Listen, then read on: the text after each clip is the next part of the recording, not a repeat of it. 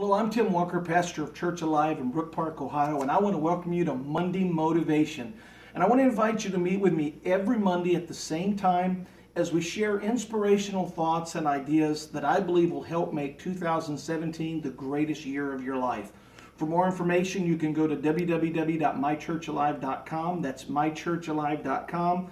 You can find more videos and other things there that will enhance you in your walk with the Lord and in the pursuit of your dreams.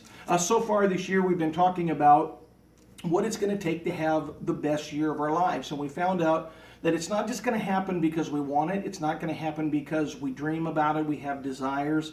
We're going to have to be intentional. There's decisions and choices that we have to make because our future is the result of the decisions and the choices that we're making today.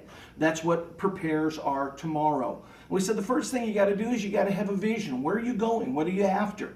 Do you need to lose some weight? You need to reduce some debt? Do you need to mend some relationships? Do you need to grow in your walk with the Lord? Do you need to get back to the gym and get in shape? Do you need to change your eating habits? You need to go back to school. You want to start that new business. What are you after? What's your vision for this year?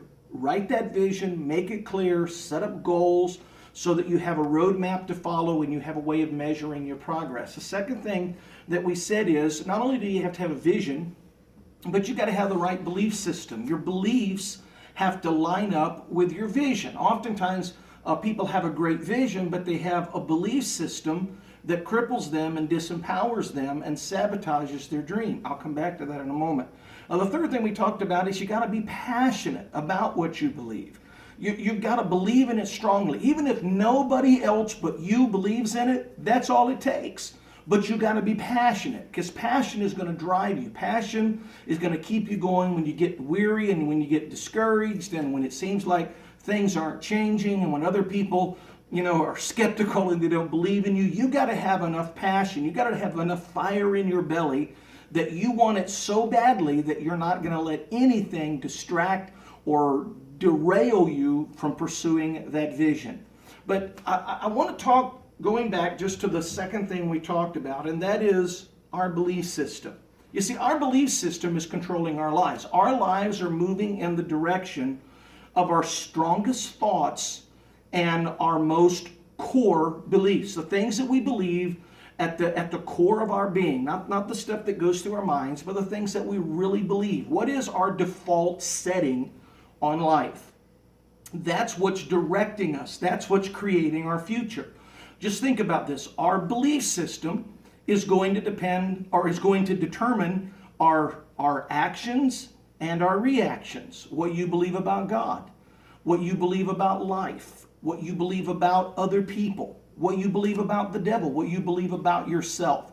All of these things are going to affect the way you respond to life. If you believe that God is angry, if you believe that you can't ever please him, that he's disconnected, that he's uninvolved, that he's not merciful, that he's waiting for an opportunity to bring judgment on you, then every time you have a crisis, every time you have a failure, instead of running to him and receiving grace, you're going to run from him. And even though he loves you and wants to do good things in your life, if your belief system is counterproductive to your growth, it's going to sabotage your future. Same thing with other people. If you believe that people are bad, if you believe that people aren't going to give you an opportunity, you're going to go into life with a chip on your shoulder and you're almost destined to fail. Because if you believe you can, you can.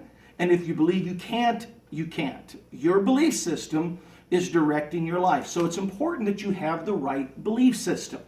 I would say that the best place to develop your belief system is in the Bible. We call the Bible God's operational manual. It is the Bible that gives us the insight on how to live life. Excuse me. So go to the Bible. Go back to the operational manual. To the designer, the creator, the manufacturer. He gave us a pattern to live by, and that's called the Bible. I'm having a little bit of problem with my voice. Excuse me. So we go back to the Bible and we find what the Bible says about God, what the Bible says about life, what the Bible says about us, what the Bible says about dealing with people, and that's where we begin. But here's the big question. How do we change those beliefs that we know are sabotaging our future. I'm going to give you some steps here real quickly to change your belief system. The first thing you got to do is you got to identify those disempowering beliefs. What is it that I'm believing? What is it that I think about myself, about God, about other people, about life? What is it that's sabotaging my future? I've got to identify it. Secondly, I've got to replace that negative thought, that disempowering thought, with a positive thought. That might be difficult at first because I've got to have a way of reinforcing that. So I start one step at a time, and then I start building. If I believe that I'm unattractive, that I can't approach people of the opposite sex, I've got to identify that and say, is this legitimate? Do I need to, lose some weight? Do I need to change my appearance? Do I need to change the way I dress? Maybe it's a body odor issue, or maybe you need to brush your teeth more often, or use certs, or there might be something legitimate to it that's causing that. But examine that belief and say, okay, I'm going to take this belief apart, and I'm going to find out why I'm believing this, and then I'm going to start the process of undoing it. And then just start approaching, try things. If you don't believe that you can succeed in your career, you got to ask why.